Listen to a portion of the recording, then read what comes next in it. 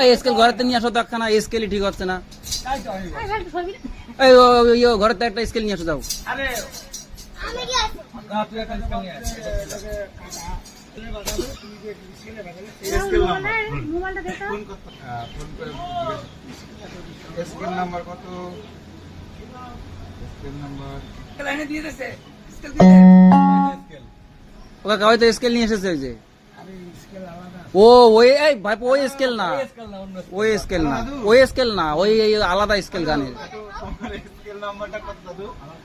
আরে কথা কও। হ্যালো ওদা, কত বাধা ছিল?